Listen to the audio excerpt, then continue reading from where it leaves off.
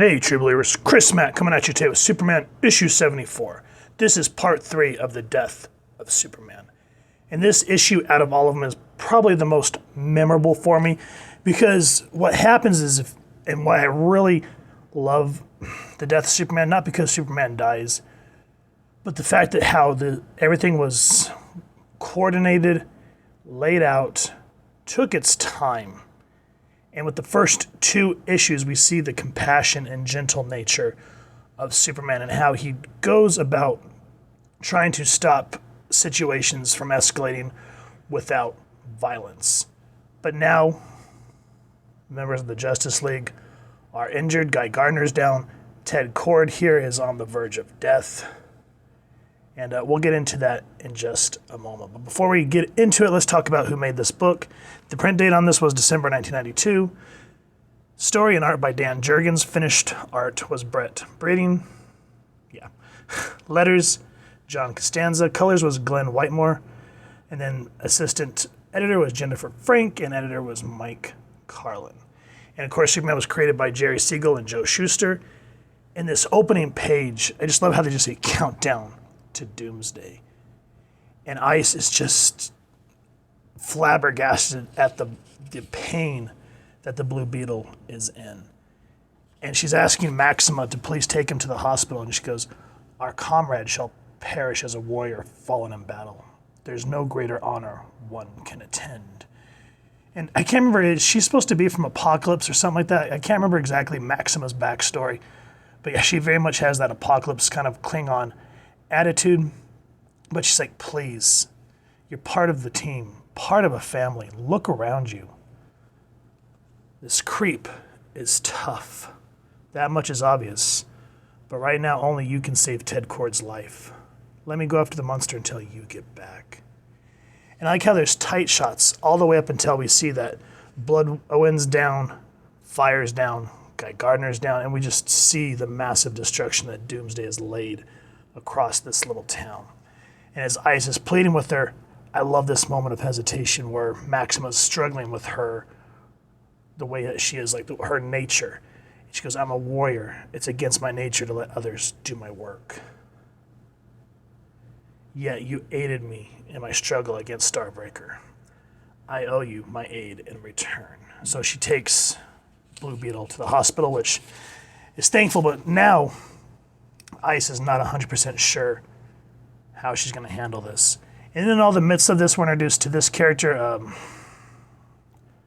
God, I can't remember his name off the top of my head, Mitch. But yeah, he was introduced in the last issue at the high school when Superman was given that interview. And you can tell that he has a lot of anger pent up, and this is very much the 90s look. And you can see that it's a single mom. She's trying to get the little sister to eat. He's like, why is there never any soda? It's like, you know, like you really care how school went. She goes, of course I care. She goes, wasn't Superman supposed to be at your school today? He goes, oh, there was an emergency. He had to bail. He goes, why do we always run out of soda here? Why can't we ever buy enough to last? And from a teenage point of view, they don't have the experience. You know, they're naive. And mom says, look, I'm sorry, but your little sister isn't feeling well, so I didn't have time to go shopping today. And through his naivete, he, of course, breaks out in anger. I'm really tired of that baby being the one who gets rates around here. I mean, Dad always has soda for me at his new apartment. I'm sorry, Mitchell, but I can't keep up with everything here. This house isn't perfect, and neither am I, but we at least do our best.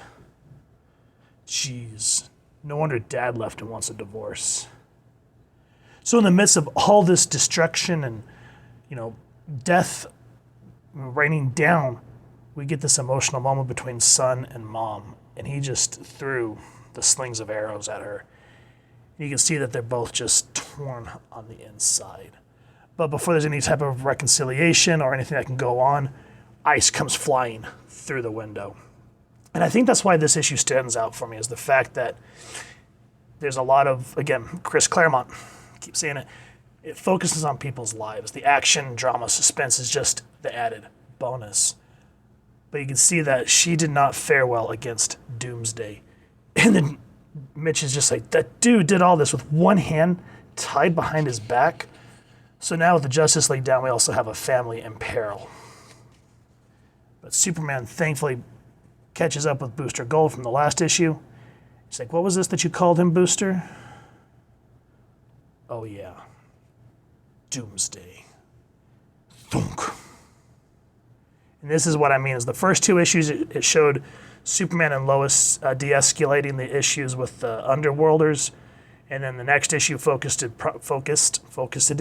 primarily on the Justice League, trying to get a grip on the Doomsday situation, while Superman was respectfully giving the interview for the school and on the newscast until he heard what was happening, and then he took off. But at that point, at the end of the issue, he saves Booster and he says, let's find out what's going on.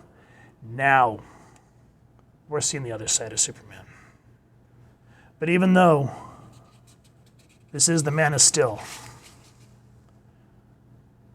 Doomsday is just that more powerful, and it showcases how strong he is. I mean, look at, he gets kicked to the gut and he goes, unbelievable. I don't know if I've ever been hit that hard before. Yeah, so they said, let's just hit him with everything we got.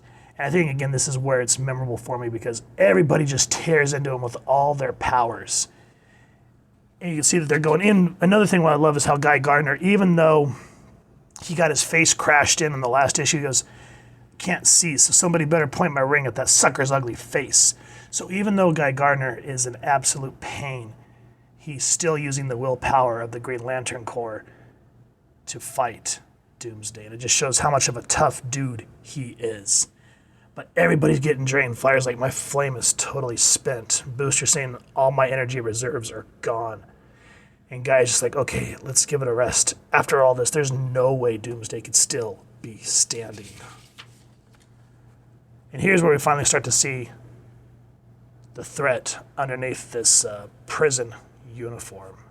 And everyone's just flabbergasted as Doomsday just comes back for more. And this splash page just shows how horrific this threat is, and how DC really hyped this up and just made it terrifying. The way he rips through Guy, the way that Booster Gold's just torn asunder, just like Ted Kord was, Bloodwind. And just they're wondering, how can we stop this? And even now, looking at Superman, the last 2 issues, they kind of had that more regular Kryptonian. The Man of Steel look that the Boy Scout look that everyone said was corny at this time in history. But here, look at the tonal change in the art, how his eyes get kind of those shadows underneath. And he goes, that maniac is escaping me. And at the end of this issue, he's left with a moral conundrum about Doomsday and this family. So I think, again, guys, I said this a minute ago, I think that's why this particular issue for me is memorable, is because it just shows how strong these heroes are, but yet Doomsday's stronger. The emotional moments with the family really increases the stakes, and how Dan Jurgens just takes that extra little time to make you invested with Mitch and his family before throwing ice into the mix and showing again what's at stake for this world with this horrible threat. And again, I think for me, again, yeah, the death of Superman was a, what's the word I'm looking for? Not a trope. It was, the whole business thing to sell books, blah, blah, blah, blah, blah. But at least the writers cared. Dan Jurgens, Louise Simonson, and I'm not sure who was doing Adventures or, I can't remember off the top of my head, but then Jurgens was doing Superman and simultaneously Justice League. So everyone was working in tandem to lay this story out. And it paid off. And even though, again, it was a ploy back in the day, that's why to this day, 20-something years later, it's still memorable. And that's why I get so mad at some of these event books where it's just boom, boom, boom, they're rushing stuff. And then just not even having maybe a main focus like this did, where it was just through the main Superman books. They're like, oh, we got to have the main books, and we have to have 16 spinoffs, and then we have to have the main event book. And it just gets so convoluted, and why a lot of those events you just can throw to the wayside and not care because they're not memorable.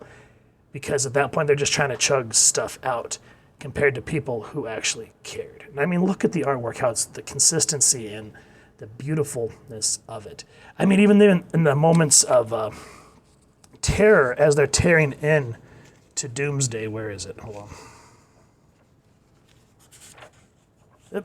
We're going to have to do a couple of page flicks here, guys. Sorry. The color palettes. I mean, look at that. The artwork. Again, this was not digital. This was all done by hand with maybe a little bit of help from computers. This being 92.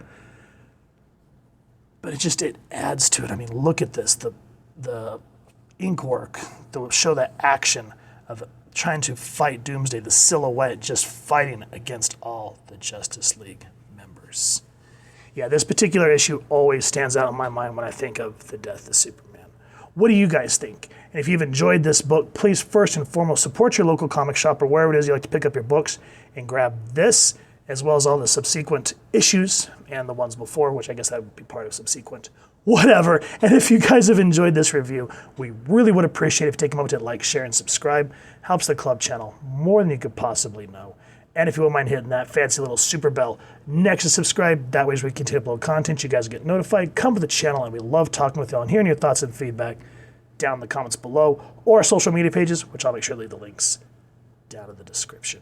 So with all that said, thank you so much for stopping by. Hope y'all continue to have a super day reading, and happy hunting, true believers.